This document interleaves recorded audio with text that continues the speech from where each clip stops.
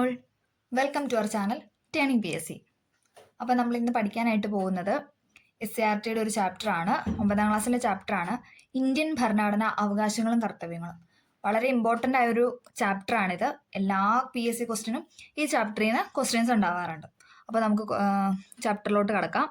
ആദ്യം തന്നെ ഇൻട്രൊഡക്ഷനായിട്ട് കൊടുത്തിരിക്കുന്നത് ആമുഖമാണ്. അതിന് മുന്നേ ഒരു കാര്യം, SCRTയുടെ വേറെ 8ാം ക്ലാസ്സിലെ 2 ചാപ്റ്ററും കൂടെ ഞാൻ ഇട്ടിട്ടുണ്ട്. ആ വീഡിയോയും കൂടെ എല്ലാവരും ഒന്ന് കണ്ടു നോക്കണം. ഇഷ്ടമായെങ്കിൽ ലൈക്ക് ചെയ്ത് സപ്പോർട്ട് ചെയ്യണം. ഓക്കെ, അപ്പോൾ നമ്മൾ ഫസ്റ്റ് പഠിക്കാനായിട്ട് പോകുന്നത് നമ്മുടെ ഭരണഘടനയുടെ ആമുഖമാണ്. അപ്പോൾ നമുക്ക് നോക്കാം. ഇവിടെ ആമുഖം കൊടുത്തിട്ടുണ്ട്.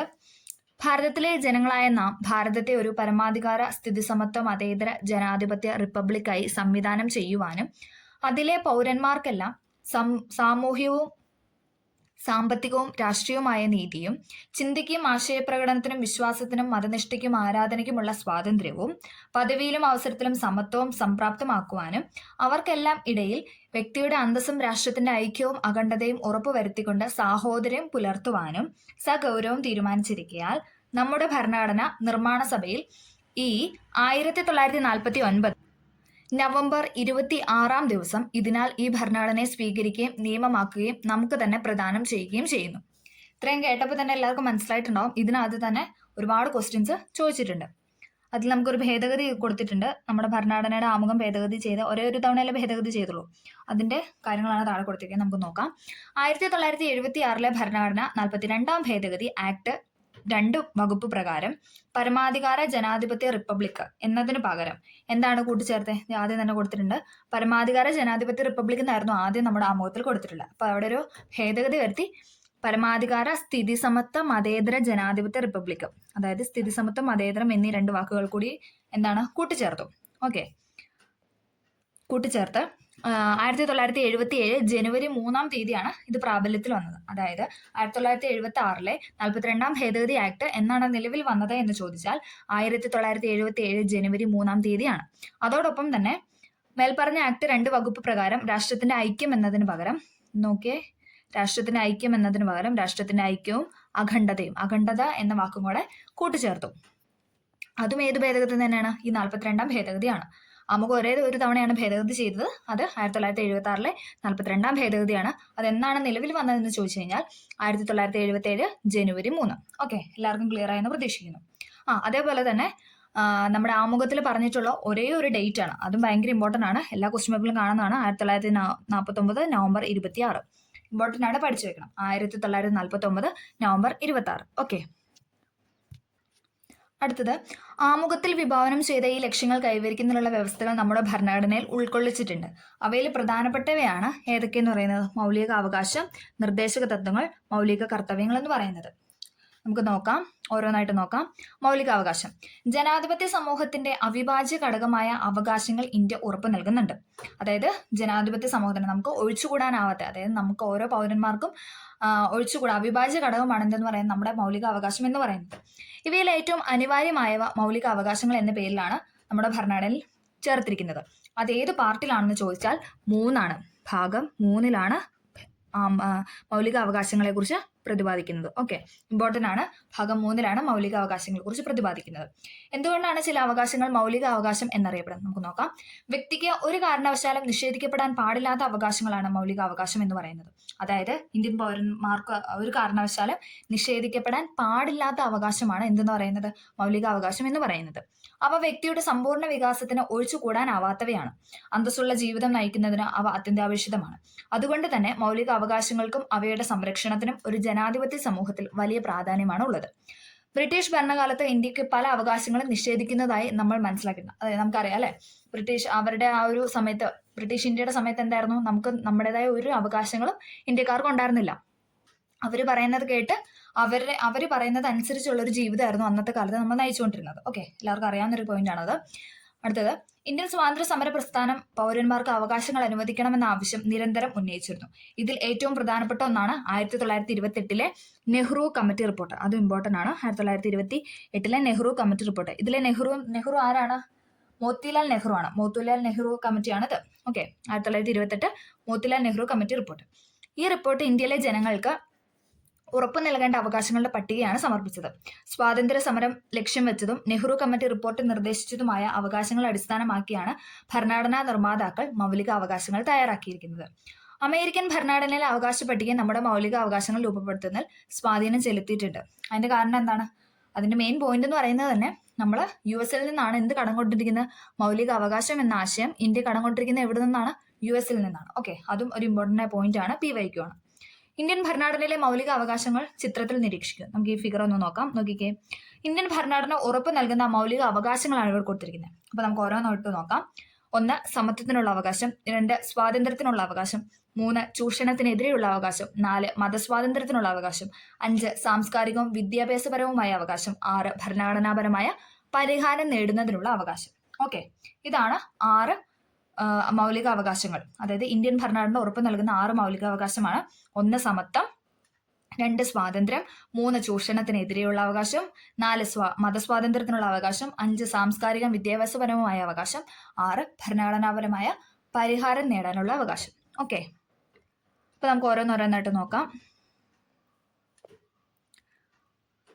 നിയമത്തിന് മുന്നിൽ സമത്വം നമുക്ക് നോക്കാം. അതെന്താണ് ഉദ്ദേശിക്കുന്നത്? നിലവിലുള്ള നിയമവ്യവസ്ഥയ്ക്ക് മുന്നിൽ എല്ലാ പൗരന്മാരും സമന്മാരാണ് എന്നാണ് നിയമത്തിന് മുന്നിൽ സമത്വം എന്നതുകൊണ്ട് ഉദ്ദേശിക്കുന്നത്. അതായത് നിലവിലുള്ള ഇപ്പോൾ ഉള്ള നിയമത്തിന് മുന്നിൽ നമ്മൾ ഇന്ത്യയിലുള്ള എല്ലാ പൗരന്മാരും എന്താണ്? സമന്മാരാണ്. ഓക്കെ, ഒരു വ്യക്തിയുടെ ഔദ്യോഗിക പദവിയോ അധികാരങ്ങളോ എന്ത് തന്നെ ആയാലും അയാൾ നിയമവ്യവസ്ഥയ്ക്ക് അധീനമല്ല.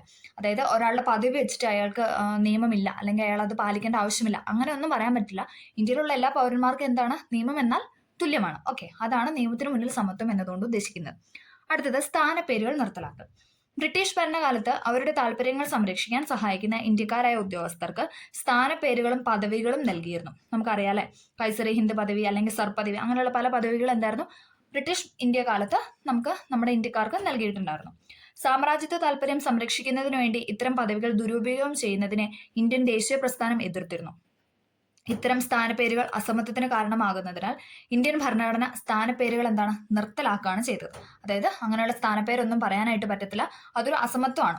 അതായത് സമത്വമില്ലായ്മയാണ് അത് സൂചിപ്പിക്കുന്നത്. അതുകൊണ്ട് തന്നെ സ്വാതന്ത്ര്യാനന്തര ഇന്ത്യയിൽ അങ്ങനെയൊന്നും പാടില്ല എന്നുള്ളൊരു കാര്യം നമ്മൾ മുന്നോട്ട് വെച്ചു. അതുകൊണ്ട് തന്നെ സ്ഥാനപ്പേരുകൾ നിർത്തലാക്കി. ഓക്കെ, സമത്വത്തിനുള്ള അവകാശങ്ങൾ ഉൾക്കൊള്ളിച്ചിട്ടുള്ള ആശയങ്ങളാണ് താഴെ പറയുന്നത്. നമുക്ക് ജസ്റ്റ് ഒന്ന് നോക്കാം. 1 നിയമത്തിന് മുന്നിൽ സമത്വം ഉറപ്പാക്കുന്നു, നമ്മൾ പറഞ്ഞല്ലേ. അടുത്തത് ജാതി, മതം, വർഗം, ലിംഗം, ജനന സ്ഥലം എന്നിവയുടെ അടിസ്ഥാനത്തിലുള്ള വിവേചനം നിരോധിക്കുന്നു. അതായത് അയാൾ ഇന്ന ജാതിയാണ്, അല്ലെ അയാൾ ഇന്ന മതത്തിൽപ്പെട്ടതാണ്, ഇന്ന വർഗമാണ്, അയാൾ ഇന്ന ലിംഗം, അങ്ങനെയൊന്നും പറഞ്ഞ് അല്ലെ ജനനസ്ഥലമാണ്, ഇങ്ങനെയൊന്നും പറഞ്ഞ് നമ്മൾ ആരെയും എന്താണ് കളിയാക്കാനോ അല്ലെ അങ്ങനെയൊന്നും പാടില്ല. അതൊക്കെ എന്താണ്? നിയമത്തിന് എതിരാണ്. അതായത് അസമത്വമാണ് അവിടെ കാണിക്കുന്നത്. നമ്മൾ ആളുടെ ജാതിയോ മതോ അതൊക്കെ ചോദിക്കുന്നത് തന്നെ തെറ്റാണെന്നാണ് പറയുന്നത് അല്ലേ. ഓക്കെ, പൊതു നിയമനങ്ങളിൽ അവസര സമത്വം ഉറപ്പാക്കുന്നു. അതായത് പബ്ലിക് ആയിട്ടുള്ള കാര്യങ്ങൾക്കെല്ലാം എന്താണ്? അവസരങ്ങളുടെ കാര്യത്തിൽ എല്ലാവർക്കും ഇക്വാലിറ്റിയാണ് അവിടെ കൊണ്ടുവരുന്നത്. ഓക്കെ, തൊട്ടുകൂടായ്മ നിർത്തലാക്കൽ, സ്ഥാനപ്പേരുകൾ നിർത്തലാക്കൽ. ഓക്കെ, എന്നാൽ ഇത് ഇമ്പോർട്ടൻ്റ് ആണ്. എന്നാൽ സ്ത്രീകൾ, കുട്ടികൾ, പിന്നാക്ക വിഭാഗങ്ങൾ എന്നിവർക്ക് പ്രത്യേക പരിഗണന നൽകുന്നത് സമത്വത്തിനും അവകാശത്തിന് എതിരല്ല. ഇമ്പോർട്ടൻ്റ് ആണ്. സ്ത്രീകൾ, കുട്ടികൾ, പിന്നാക്ക വിഭാഗങ്ങൾ എന്നിവർക്ക് പ്രത്യേക പരിഗണന നൽകുന്നത് എന്താണ്? സമത്വത്തിനുള്ള അവകാശത്തിന് എതിരല്ല. നേരെ മറിച്ച് പ്രത്യേക പരിഗണന നൽകുന്നത് വഴി അസമത്വം ഒഴിവാക്കാനും സമത്വം സ്ഥാപിക്കാനാണ് കഴിയുന്നത്. അതായത് സ്ത്രീകൾക്കും കുട്ടികൾക്കും അല്ലെ പിന്നാക്ക വിഭാഗങ്ങൾക്കൊക്കെ നമ്മൾ പ്രത്യേകം പരിഗണന നൽകുന്നത് അവരെ ആ അസമത്വത്തിൽ നിന്ന് സമത്വത്തിലേക്ക് കൊണ്ടുവരാനായിട്ടാണ്. ഓക്കെ, അടുത്തതാണ് സ്വാതന്ത്ര്യത്തിനുള്ള അവകാശം. നമ്മുടെ അംബേദ്കറിന്റെ ഒരു പിക്ചർ കൊടുത്തിട്ടുണ്ട്. ഭരണഘടനാ ശില്പിയായ ഡോക്ടർ BR അംബേദ്കർ ജനങ്ങളെ അഭിസംബോധന ചെയ്യുന്നതിന്റെയും പ്രസംഗം കേൾക്കുന്നതിനുമായി ജനങ്ങൾ സമാധാനപരമായി സമ്മേളിച്ചിരിക്കുന്നതിന്റെയും ചിത്രമാണ് നൽകിയിട്ടുള്ളത്. ഇവ രണ്ടും ഇന്ത്യൻ ഭരണഘടന ഉറപ്പു നൽകുന്ന സ്വാതന്ത്ര്യങ്ങളുമായി ബന്ധപ്പെട്ടതാണ്. നമുക്ക് നോക്കാം. സംസാരത്തിനും ആശയപ്രകടനത്തിനുമുള്ള സ്വാതന്ത്ര്യം, ആയുധങ്ങൾ കൂടാതെ സമാധാനപരമായി സമ്മേളിക്കാനുള്ള സ്വാതന്ത്ര്യം, ഇതുകൂടാതെ സംഘടന രൂപീകരിക്കാനുള്ള സ്വാതന്ത്ര്യം, ഇന്ത്യയിൽ എവിടെയും സഞ്ചരിക്കാനുള്ള സ്വാതന്ത്ര്യം, ഇന്ത്യയിൽ എവിടെയും താമസിക്കാനുള്ള സ്വാതന്ത്ര്യം, ഏതു തൊഴിലിലും വ്യാപാര വാണിജ്യ പ്രവർത്തനങ്ങളിലും ഏർപ്പെടുന്നതിനുള്ള സ്വാതന്ത്ര്യം, ജീവനും വ്യക്തി സ്വാതന്ത്ര്യത്തിനുമുള്ള സംരക്ഷണം. 6 മുതൽ 14 വയസ്സ് വരെ, അത് ഇമ്പോർട്ടൻ്റ് ആണ്, PYQ ആണ്. 6 മുതൽ 14 വയസ്സ് വരെയുള്ള എല്ലാ കുട്ടികൾക്കും നിർബന്ധിതവും സൗജന്യവുമായ വിദ്യാഭ്യാസത്തിനുള്ള അവകാശം, അന്യായമായ അറസ്റ്റിനും തടങ്കലിനും എതിരായ സംരക്ഷണം. ഇതെല്ലാം എന്താണ്? സ്വാതന്ത്ര്യത്തിനുള്ള അവകാശമാണ്. ഒന്നും കൂടെ പറയാം. സംഘടന രൂപീകരിക്കാനുള്ള സ്വാതന്ത്ര്യം, ഇന്ത്യയിൽ എവിടെയും സഞ്ചരിക്കാനുള്ള സ്വാതന്ത്ര്യം, ഇന്ത്യയിൽ എവിടെയും താമസിക്കാനുള്ള സ്വാതന്ത്ര്യം, ഏത് തൊഴിലും വ്യാപാര വാണിജ്യ പ്രവർത്തനങ്ങളും ഏർപ്പെടുന്നതിനുള്ള സ്വാതന്ത്ര്യം, ജീവനും വ്യക്തി സ്വാതന്ത്ര്യത്തിനുമുള്ള സംരക്ഷണം, 6 മുതൽ 14 വയസ്സ് വരെയുള്ള എല്ലാ കുട്ടികൾക്കും നിർബന്ധിതവും സൗജന്യമായ വിദ്യാഭ്യാസത്തിനുള്ള അവകാശം, അന്യായമായ അറസ്റ്റലിനും തടങ്കലിനും എതിരായുള്ള സംരക്ഷണം. ഇതെല്ലാം എന്താണ്? സ്വാതന്ത്ര്യത്തിനുള്ള അവകാശമാണ്. ഓക്കെ, അടുത്തായിട്ട് ഇവിടെ ഒരു കുട്ടി ബോക്സ് കൊടുത്തിട്ടുണ്ട്, നമുക്ക് നോക്കാം. ജീവന്റെയും വ്യക്തി സ്വാതന്ത്ര്യത്തിന്റെയും സംരക്ഷണം. ഭരണഘടന അനുസരിച്ച് നിയമാനുസൃത നടപടിയിലൂടെ അല്ലാതെ ഒരു വ്യക്തിയുടെ ജീവനോ സ്വാതന്ത്ര്യവും ഹനിക്കപ്പെടരുത്. ഈ അവകാശം അടിയന്തരാവസ്ഥ കാലത്തും നിഷേധിക്കപ്പെടാൻ പാടില്ല.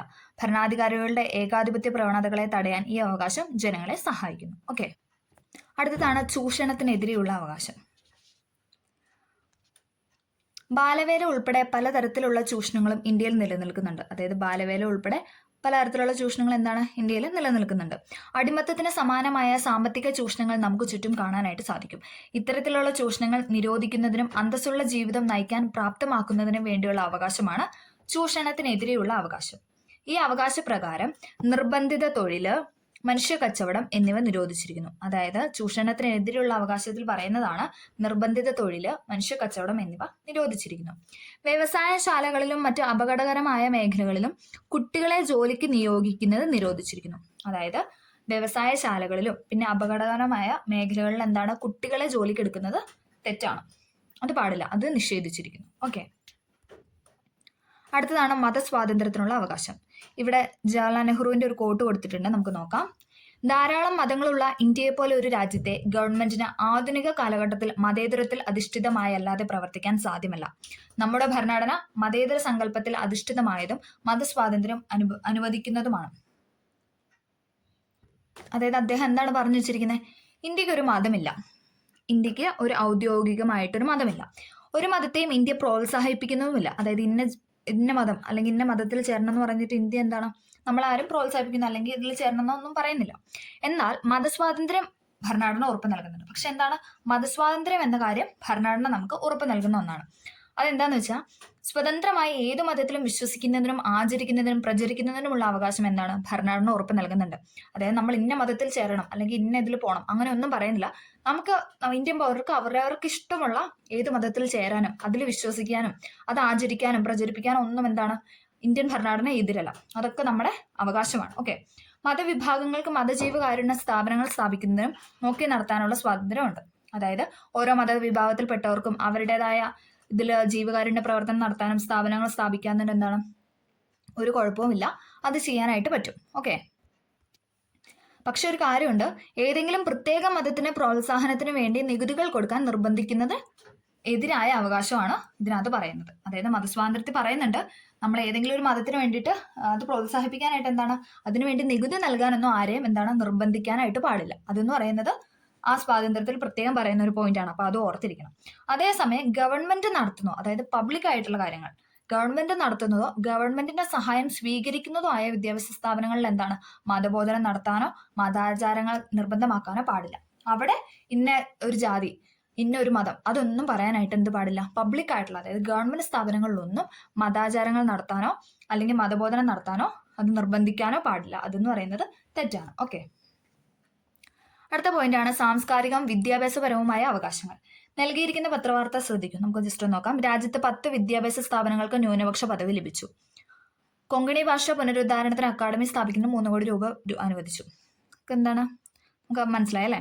നൽകിയിരിക്കുന്ന പത്രവാർത്തകൾ ശ്രദ്ധിക്കൂ. ന്യൂനപക്ഷ വിഭാഗങ്ങളുടെ അവകാശങ്ങളുമായി ബന്ധപ്പെട്ട വാർത്തകളാണിവ. ഇന്ത്യ വൈവിധ്യങ്ങളുടെ നാടാണ്. വൈവിധ്യങ്ങളെ അംഗീകരിക്കുകയും ബഹുമാനിക്കുകയും ചെയ്യേണ്ടത് രാജ്യത്തിന്റെ ഐക്യത്തിനും പുരോഗതിക്കും അനിവാര്യമാണ്. കൂടാതെ ജനാധിപത്യം ശക്തിപ്പെടുത്തുന്നതിനും വൈവിധ്യങ്ങളെ സംരക്ഷിക്കേണ്ടതുണ്ട്. അതുകൊണ്ട് തന്നെ ന്യൂനപക്ഷ താല്പര്യ സംരക്ഷണത്തിന് നമ്മുടെ ഭരണഘടന മുഖ്യ പരിഗണന നൽകുന്നുണ്ട്. ന്യൂനപക്ഷ വിഭാഗങ്ങളുടെ അവകാശങ്ങൾ സംരക്ഷിക്കുന്നതിനാണ് എന്തെന്ന് പറയുന്നത്, ന്യൂനപക്ഷ വിഭാഗങ്ങളുടെ അവകാശങ്ങൾ സംരക്ഷിക്കുന്നതിന് വേണ്ടിയാണ് സാംസ്കാരികവും വിദ്യാഭ്യാസപരവുമായ അവകാശങ്ങൾ ഭരണഘടനയിൽ ഉൾപ്പെടുത്തിയിരിക്കുന്നത്. ഇമ്പോർട്ടൻ്റ് ആണ്. ന്യൂനപക്ഷ വിഭാഗങ്ങളുടെ അവകാശങ്ങൾ സംരക്ഷിക്കുന്നതിനാണ് സാംസ്കാരികവും വിദ്യാഭ്യാസപരവുമായ അവകാശങ്ങൾ ഭരണഘടനയിൽ ഉൾപ്പെടുത്തിയിരിക്കുന്നത്. ഇതനുസരിച്ച് ന്യൂനപക്ഷങ്ങൾക്ക് എന്തുറപ്പ് വരുത്തുന്നു? അവരുടെ ഭാഷ, ലിപി, സംസ്കാരം എന്നിവയുടെ സംരക്ഷണം. മതഭാഷ ന്യൂനപക്ഷങ്ങൾക്ക് സ്വന്തം ഇഷ്ടപ്രകാരം വിദ്യാഭ്യാസ സ്ഥാപനങ്ങൾ ആരംഭിക്കുന്നതിനുള്ള അവകാശം നൽകിയിട്ടുണ്ട്. അതായത് ന്യൂനപക്ഷ വിഭാഗങ്ങളുടെ അവകാശങ്ങൾ സംരക്ഷിക്കുന്നതിന് സാംസ്കാരിക വിദ്യാഭ്യാസപരമായ അവകാശങ്ങൾ ഭരണഘടനയിൽ ഉൾപ്പെടുത്തിയിട്ടുണ്ട്. അതനുസരിച്ച് ന്യൂനപക്ഷങ്ങൾക്ക് അവരുടെ ഭാഷ, ലിപി, സംസ്കാരം എന്നിവയെ സംരക്ഷിക്കാനും മതഭാഷ ന്യൂനപക്ഷങ്ങൾക്ക് സ്വന്തം ഇഷ്ടപ്രകാരം വിദ്യാഭ്യാസ സ്ഥാപനങ്ങൾ സ്ഥാപിക്കാനുമുള്ള അവകാശവും നൽകിയിട്ടുണ്ട്. അടുത്താണ് ഏറ്റവും ഇമ്പോർട്ടൻ്റ് ആയ പോയിന്റ് ആണ് ഭരണഘടനാപരമായ പരിഹാരം നേടാനുള്ള അവകാശം. മൗലിക അവകാശങ്ങളെ കുറിച്ച് നമ്മൾ പഠിച്ചു അല്ലെ. എന്തെങ്കിലും തരത്തിൽ മൗലിക അവകാശങ്ങൾ ലംഘിക്കപ്പെട്ട സാഹചര്യം നമ്മുടെ ഇടയിൽ ഉണ്ടായാൽ എന്താണ്, മൗലിക അവകാശങ്ങൾ നിഷേധിക്കപ്പെട്ടാൽ അവ പരിഹരിക്കുന്നതിനുള്ള മാർഗവും ഭരണഘടന തന്നെ നിർദ്ദേശിക്കുന്നുണ്ട് അല്ലെ. എന്തെങ്കിലും കാരണവശാൽ നമ്മുടെ മൗലിക അവകാശങ്ങൾ നിഷേധിക്കപ്പെട്ടാൽ എന്താണ്, അത് നേടാൻ വേണ്ടിയിട്ടുള്ള മാർഗവും എന്താണ് ഇന്ത്യൻ ഭരണഘടന ഉറപ്പ് നൽകുന്നുണ്ട്. ഇത് ഭരണഘടനാപരമായ പരിഹാരം നേടാനുള്ള അവകാശം എന്നാണ് അറിയപ്പെടുന്നത്. ഇത് ഭരണഘടനാപരമായ പരിഹാരം കാണാനുള്ള അവകാശം എന്നാണ് അറിയപ്പെടുന്നത്. ഒരു വ്യക്തിക്ക് മൗലികാവകാശങ്ങൾ ലംഘിക്കപ്പെട്ടാൽ അവ പുനഃസ്ഥാപിക്കുന്നതിന് നമ്മുടെ മൗലികാവകാശം നഷ്ടപ്പെട്ടാൽ നമുക്ക് എവിടെയൊക്കെ പോവാം?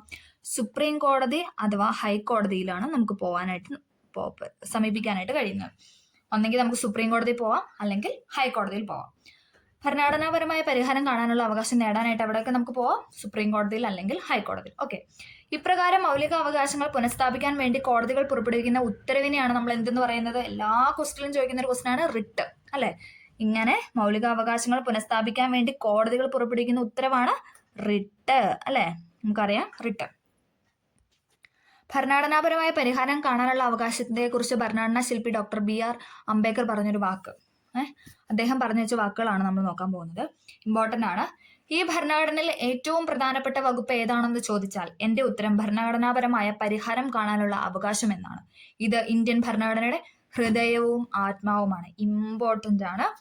ഇത് ഇന്ത്യയുടെ ഹൃദയവും ആത്മാവുമാണ്. അതായത് ഭരണഘടനാപരമായ പരിഹാരം നേടാനുള്ള അവകാശം എന്നത് ഇന്ത്യൻ ഭരണഘടന ഹൃദയവും ആത്മാവുമാണെന്ന് വിശേഷിപ്പിച്ചത് ആരാണ്? ഡോക്ടർ BR അംബേദ്കർ അല്ലെ. നമുക്ക് എല്ലാവർക്കും അറിയാം. PYQ ആണ്, ഇമ്പോർട്ടൻ്റ് ആണ്. ഇന്ത്യൻ ഭരണഘടനയുടെ ഹൃദയവും ആത്മാവും എന്ന് ഭരണഘടനാപരമായ പരിഹാരം നേടാനുള്ള അവകാശം എന്ന ആർട്ടിക്കിളിനെ കുറിച്ച് വിശേഷിപ്പിച്ച ആരാണ്?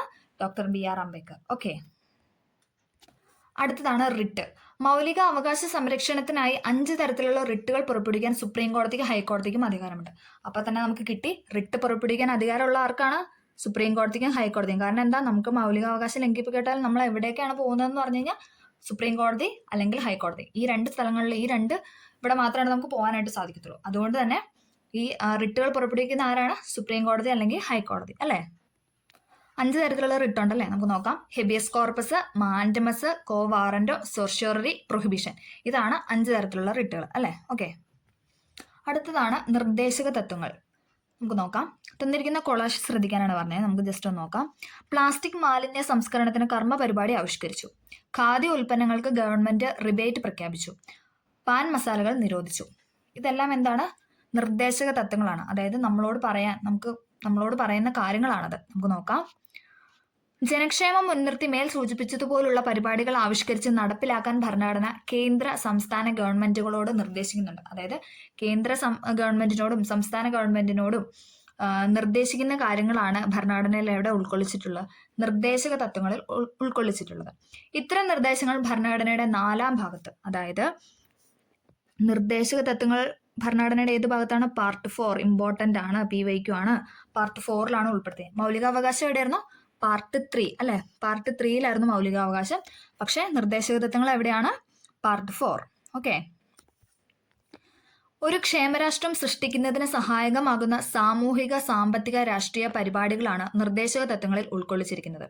ഒരു ക്ഷേമരാഷ്ട്രം സൃഷ്ടിക്കുന്നതിന് സഹായകമാകുന്ന സാമൂഹിക, സാമ്പത്തിക, രാഷ്ട്രീയ പരിപാടികളാണ് എവിടെ ഉൾക്കൊള്ളിച്ചിരിക്കുന്നത്? നിർദ്ദേശക തത്വങ്ങളിൽ ഉൾക്കൊള്ളിച്ചിട്ടുള്ളത്. പേര് സൂചിപ്പിക്കുന്നത് പോലെ ഇവയെല്ലാം നിർദ്ദേശങ്ങളാണ്. അതായത് നമുക്ക് ചെയ്യാൻ വേണ്ടി നമ്മളോട് പറയുന്ന ഓരോ നിർദ്ദേശങ്ങളാണ് എന്തെന്ന് പറയുന്നത്? നിർദ്ദേശക തത്വങ്ങളിൽ ഭരണഘടന ഉൾക്കൊള്ളിച്ചിട്ടുള്ളത്. ഓക്കെ, നയരൂപീകരണ വേളയിലും പദ്ധതി നടത്തിപ്പിലും രാഷ്ട്രം പരിഗണിക്കേണ്ടതും നടപ്പിലാക്കേണ്ടതുമായ നിർദ്ദേശങ്ങളാണ് ഇവ. മൗലിക അവകാശങ്ങളിൽ ഉൾപ്പെടുത്താൻ സാധിക്കാതിരുന്ന ചില അവകാശങ്ങൾ നിർദ്ദേശക തത്വങ്ങളിൽ ഉൾപ്പെടുത്തിയിട്ടുണ്ട്. അതും ഇമ്പോർട്ടൻ്റ് ആണ്. മൗലിക അവകാശങ്ങളിൽ ഉൾപ്പെടുത്താൻ സാധിക്കാത്ത ചില കാര്യങ്ങളുണ്ട്. അതൊക്കെ അവരെവിടെയാണ് ഉൾപ്പെടുത്തിയിട്ടുള്ളത്? നിർദ്ദേശക തത്വങ്ങൾ, പാർട്ട് 4 നിർദ്ദേശക തത്വങ്ങളിലാണ് ഉൾക്കൊള്ളിച്ചിട്ടുള്ളത്. നിർദ്ദേശക തത്വങ്ങൾ സംരക്ഷിക്കുന്നതിന് കോടതിയെ സമീപിക്കാൻ കഴിയില്ല. PYQ ആണ്, ഇമ്പോർട്ടൻ്റ് ആണ്. നിർദ്ദേശക തത്വങ്ങൾ. നമുക്കറിയാം മൗലികാവകാശം ലംഘിച്ചാൽ നമുക്ക് എവിടെയൊക്കെ പോവാം? സുപ്രീം കോടതി പോവാം, ഹൈക്കോടതി പോവാം. എന്ന് പറഞ്ഞ് നിർദ്ദേശക തത്വം കിട്ടിയില്ല എന്ന് പറഞ്ഞ് നമുക്ക് കോടതിയെ സമീപിക്കാൻ കഴിയുമോ? ഇല്ല. നിർദ്ദേശക തത്വങ്ങൾ സംരക്ഷിച്ച് കിട്ടുന്നതിന് കോടതിയെ സമീപിക്കാനായിട്ട് കഴിയില്ല. ഓക്കെ, ക്ലിയർ അല്ലേ? നിർദ്ദേശക തത്വങ്ങളിൽ പെടുന്ന ചില ഇനങ്ങൾ നമുക്ക് നോക്കാം. സൗജന്യ നിയമസഹായം, സ്ത്രീക്കും പുരുഷനും തുല്യ ജോലിക്ക് തുല്യ വേതനം. ഓക്കെ, ഇതെന്ന് പറയുന്നത് നിർദ്ദേശക തത്വങ്ങളാണ് കേട്ടോ. സ്ത്രീക്കും പുരുഷനും തുല്യ ജോലിക്ക് തുല്യ വേതനം. പട്ടികജാതി പട്ടികവർഗ വിഭാഗങ്ങളുടെ വിദ്യാഭ്യാസ സാമ്പത്തിക താല്പര്യങ്ങൾ സംരക്ഷിക്കുന്നു. പട്ടികജാതി പട്ടികവർഗ വിഭാഗങ്ങളുടെ വിദ്യാഭ്യാസ സാമ്പത്തിക താല്പര്യങ്ങൾ സംരക്ഷിക്കുന്നു. അന്താരാഷ്ട്ര സമാധാനവും സുരക്ഷിതത്വവും ഉറപ്പുവരുത്തുന്നു. നിർദ്ദേശക തത്വങ്ങളിലുള്ള ഒരു പോയിന്റ് ആണ് അന്താരാഷ്ട്ര സമാധാനവും സുരക്ഷിതത്വവും ഉറപ്പുവരുത്തുന്നു. ഓക്കെ, അടുത്തൊരു ഇമ്പോർട്ടൻ്റ് ആയ പോയിന്റ് ആണ് നമ്മുടെ രാഷ്ട്രപിതാവായ മഹാത്മാഗാന്ധിയുടെ ആശയങ്ങൾ എവിടെയാണ് ഉൾക്കൊള്ളിച്ചിട്ടുള്ളത്? നിർദ്ദേശക തത്വങ്ങളെയാണ് ഉൾപ്പെടുത്തിയിട്ടുള്ളത്. ഇമ്പോർട്ടൻ്റ് ആണ്. നമ്മുടെ രാഷ്ട്രപിതാവായ മഹാത്മാഗാന്ധിയുടെ ആശയങ്ങൾ പലതും എവിടെയാണ് ഉൾപ്പെടുത്തിയിട്ടുള്ളത്? നിർദ്ദേശക തത്വങ്ങളിലാണ്. അതിൽ ചിലതാണ് താഴെ പറയുന്നത്. ഗ്രാമപഞ്ചായത്ത് സംഘടിപ്പിക്കൽ, കുടിൽ വ്യവസായം പ്രോത്സാഹിപ്പിക്കൽ, ലഹരി വസ്തുക്കളുടെ നിരോധനം. ഈ 3 പോയിന്റ് ഇമ്പോർട്ടൻ്റ് ആണ്. ഇതെന്ന് പറയുന്നത് ഗ്രാമപഞ്ചായത്ത് സംഘടിപ്പിക്കൽ, കുടിൽ വ്യവസായം പ്രോത്സാഹിപ്പിക്കൽ, ലഹരി വസ്തുക്കളുടെ നിരോധനം. ഇതെല്ലാം എവിടെയാണ് ഉൾക്കൊള്ളിച്ചിട്ടുള്ളത്? നിർദ്ദേശക തത്വങ്ങളിൽ. അവകാശ സംരക്ഷണത്തിനായുള്ള മൗലിക അവകാശങ്ങളും ക്ഷേമരാഷ്ട്രം സ്ഥാപിക്കുന്നതിനായുള്ള നിർദ്ദേശക തത്വങ്ങളും. അപ്പൊ നോക്കിക്കേ, അവകാശ സംരക്ഷണത്തിനായുള്ള എന്താണ്? മൗലിക അവകാശങ്ങളും ക്ഷേമരാഷ്ട്രം സ്ഥാപിക്കാനായിട്ടുള്ളത് നിർദ്ദേശക തത്വങ്ങളും തമ്മിൽ അഭേദ്യമായ ബന്ധമുണ്ട്. മൗലിക അവകാശങ്ങൾ പൂർണ്ണമായ അർത്ഥത്തിൽ സാക്ഷാത്കരിക്കണമെങ്കിൽ നിർദ്ദേശക തത്വങ്ങൾ കൂടി നടപ്പിലാക്കേണ്ടതുണ്ട്. അതായത് മൗലികാവകാശം മൊത്തം നമുക്ക് കറക്റ്റായിട്ട് നൽകണം, നമുക്ക് പൂർണ്ണമായിട്ട് അത് കിട്ടണമെങ്കിൽ എന്തുണ്ട്? നിർദ്ദേശക തത്വങ്ങൾ കൂടി നടപ്പിലാക്കേണ്ടതായുണ്ട്. ഗവൺമെന്റിന്റെ പ്രവർത്തനങ്ങളെ വിലയിരുത്താനും മെച്ചപ്പെടുത്താനും സഹായകമായ മാനദണ്ഡങ്ങൾ എന്ന നിലയിൽ നിർദ്ദേശക തത്വങ്ങളുടെ പ്രാധാന്യം ആർക്കും നിഷേധിക്കാൻ കഴിയില്ല. ഓക്കെ, ക്ഷേമരാഷ്ട്രം എന്നതുകൊണ്ട് എന്താ ഉദ്ദേശിക്കുന്നത് നോക്കാം. എല്ലാ ജനങ്ങളുടെയും ക്ഷേമം ലക്ഷ്യമാക്കി നയങ്ങൾ ആവിഷ്കരിക്കുകയും നടപ്പിലാക്കുകയും ചെയ്യുന്ന രാഷ്ട്രമാണ് ക്ഷേമരാഷ്ട്രം. എല്ലാ ജനങ്ങളുടെയും ക്ഷേമം ലക്ഷ്യമാക്കി നയങ്ങൾ ആവിഷ്കരിക്കുകയും നടപ്പിലാക്കുകയും ചെയ്യുന്ന രാഷ്ട്രമാണ് എന്ത്? ക്ഷേമരാഷ്ട്രം. ക്ഷേമരാഷ്ട്രങ്ങൾ ജനങ്ങളുടെ സർവതോമുഖമായ ഉന്നമനം ലക്ഷ്യമിട്ട് ജനങ്ങൾക്ക് സംരക്ഷണവും സേവനവും ലഭ്യമാക്കുന്നു. പൊതുവിഭവങ്ങളുടെ വിതരണം, വിദ്യാഭ്യാസം, പൊതുജന ആരോഗ്യം എന്നിവ ക്ഷേമരാഷ്ട്രം ഉറപ്പുവരുത്തുന്നു. പൊതുവിഭവങ്ങളുടെ വിതരണം, വിദ്യാഭ്യാസം, പൊതുജനങ്ങളുടെ ആരോഗ്യം എന്നിവ എന്താണ്? ക്ഷേമരാഷ്ട്രം ഉറപ്പുവരുത്തുന്നു. ഓക്കെ, അടുത്തതാണ് മൗലിക കർത്തവ്യങ്ങൾ. ഇവിടെ ചെറിയൊരു ലിസ്റ്റ് കൊടുത്തിട്ടുണ്ട്, കുട്ടികൾക്കത് വർക്കൗട്ട് ചെയ്യാനായിട്ട്. നമുക്ക് നോക്കാം. ദേശീയഗാനം ആലപിക്കുമ്പോൾ എഴുന്നേറ്റ് നിൽക്കാറുണ്ട്. അവിടെ എസ് ഓർ നോ ചോദിച്ചേക്കണം. ചരിത്ര സ്മാരകങ്ങൾ സംരക്ഷിക്കപ്പെടേണ്ടതാണെന്ന് തിരിച്ചറിവുണ്ട്, ഉണ്ടോ ഇല്ലയോ? അങ്ങനെ കുട്ടികൾക്ക് കുറച്ച് പോയിന്റ്സ് നൽകുക. ജനങ്ങൾക്കിടയിൽ സൗഹൃദം വളർത്താൻ ശ്രമിക്കാറുണ്ട്. രാഷ്ട്രത്തിന്റെ ഐക്യവും അഖണ്ഡതയും കാത്തു സൂക്ഷിക്കാറുണ്ട്. പരിസ്ഥിതി സംരക്ഷിക്കാൻ ശ്രമിക്കാറുണ്ട്. ഓക്കെ, മുകളിൽ നൽകിയിരിക്കുന്ന ചെക്ക് ലിസ്റ്റിൽ നാം നിർവഹിക്കേണ്ട ചില കടമകളാണ് സൂചിപ്പിക്കുന്നത്. മൗലിക അവകാശങ്ങൾ അനുവദിക്കുന്നതോടൊപ്പം മൗലിക കർത്തവ്യങ്ങളും നിർവഹിക്കേണ്ടതായിട്ടുണ്ട്. ഭരണഘടനയുടെ ഭാഗം 4A മൗലിക കർത്തവ്യങ്ങളെ കുറിച്ച് പരാമർശിക്കുന്നത്. അപ്പൊ നമുക്ക് കിട്ടി ഭാഗം 4A എന്തെന്ന് പറയുന്നത്? മൗലിക കർത്തവ്യങ്ങളെ കുറിച്ച് പരാമർശിക്കുന്നത്. അപ്പൊ പാർട്ട് 3 മൗലികാവകാശങ്ങൾ, പാർട്ട് 4 നിർദ്ദേശക തത്വങ്ങൾ, പാർട്ട് 4A എന്തെന്ന് പറയുന്നത്? മൗലിക കർത്തവ്യങ്ങൾ. ഒന്നുകൂടെ പറയാം. പാർട്ട് 3 മൗലികാവകാശം, പാർട്ട് 4 നിർദ്ദേശക തത്വം, പാർട്ട് 4A മൗലിക കർത്തവ്യങ്ങളെ കുറിച്ച് പറയുന്നത്. രാഷ്ട്രത്തിന്റെ ഐക്യവും അഖണ്ഡതയും കാത്തു സൂക്ഷിക്കുന്നതിന് പൗരന്മാർ രാഷ്ട്രത്തോട് ചില കടമകൾ നിറവേറ്റതായിട്ടുണ്ട്. അതാണ് ഉദ്ദേശിക്കുന്നത് എന്തെന്ന് പറയുന്നത്? മൗലിക കർത്തവ്യങ്ങൾ എന്ന് പറയുന്നത്. രാഷ്ട്രത്തിന്റെ ഐക്യവും അഖണ്ഡതയും കാത്തു സൂക്ഷിക്കുന്നതിന് പൗരന്മാർ രാഷ്ട്രത്തോട് ചില കടമകൾ നിറവേറ്റേണ്ടതായിട്ടുണ്ട്. ഈ കടമകളാണ് മൗലിക കർത്തവ്യങ്ങൾ എന്ന പേരിൽ അറിയപ്പെടുന്നത്. രാഷ്ട്രം നമുക്ക് അവകാശവും സംരക്ഷണവും പ്രദാനം ചെയ്യുമ്പോൾ തിരിച്ചു ഭരണഘടനയെ പരിപാലിക്കേണ്ടതും പൗരന്മാർക്കിടയിൽ സൗഹാർദ്ദം വളർത്തേണ്ടതും രാഷ്ട്രത്തിന്റെ നിലനിൽപ്പിനു സഹായകമാകേണ്ടതും നമ്മുടെ ചുമതലയാണ്. ഇപ്രകാരം മൗലിക കർത്തവ്യങ്ങൾ നിറവേറ്റുന്നതിലൂടെ ഒരു മെച്ചപ്പെട്ട സമൂഹം നിർമ്മിക്കാനും അതിന്റെ ഫലങ്ങൾ സമൂഹത്തിൽ എല്ലാവർക്കും ഉറപ്പുവരുത്താനുമായിട്ട് കഴിയും.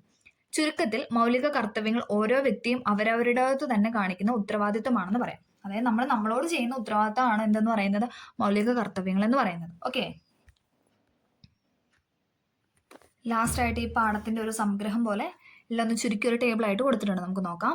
ഇന്ത്യൻ ഭരണഘടന അവകാശങ്ങളും കർത്തവ്യങ്ങളും, അതായത് മൗലിക അവകാശങ്ങളുണ്ട്, ക്ഷേമരാഷ്ട്രത്തിനുള്ള നിർദ്ദേശങ്ങളുണ്ട്, മൗലിക കർത്തവ്യങ്ങളുണ്ട്. ഇനി അവകാശത്തിൽ തന്നെ എന്താണ് മൗലിക അവകാശം ആയിട്ട് നമ്മൾ തിരിച്ചിട്ടുണ്ട്. നമ്മൾ പറഞ്ഞു 6 മൗലിക അവകാശം ഉണ്ട്. ഏതൊക്കെയായിരുന്നു? സമത്വത്തിനുള്ള അവകാശം, സ്വാതന്ത്ര്യത്തിനുള്ള അവകാശം, ചൂഷണത്തിനെതിരെയുള്ള അവകാശം, മതസ്വാതന്ത്ര്യത്തിനുള്ള അവകാശം, സാംസ്കാരികവും വിദ്യാഭ്യാസപരവുമായ അവകാശം, ഭരണഘടനാപരമായ പരിഹാരം കാണാനുള്ള അവകാശം. അടുത്തെന്ന് പറഞ്ഞാൽ ക്ഷേമരാഷ്ട്രത്തിനുള്ള നിർദ്ദേശങ്ങൾ എവിടെയാണ് ഉൾക്കൊള്ളിച്ചിട്ടുള്ളത്? നിർദ്ദേശക തത്വങ്ങളിലാണ് ഉൾക്കൊള്ളിച്ചിട്ടുള്ളത്. ഇനി അടുത്തത് നമ്മളോട് തന്നെ ചെയ്യേണ്ടതായ കാര്യങ്ങളാണ് എന്തെന്ന് പറയുന്നത്? മൗലിക കർത്തവ്യങ്ങൾ എന്നുകൊണ്ട് ഉദ്ദേശിക്കുന്നത്. ഓക്കെ, ഇതോടുകൂടി ഈ ചാപ്റ്റർ തീർന്നിട്ടുണ്ട്. എല്ലാവർക്കും ഇത് മനസ്സിലായി, ഇഷ്ടപ്പെട്ടു എന്ന് വിചാരിക്കുന്നു. എല്ലാവർക്കും ഇഷ്ടമായെങ്കിൽ ലൈക്ക് ചെയ്ത് സപ്പോർട്ട് ചെയ്യണം. Okay, thank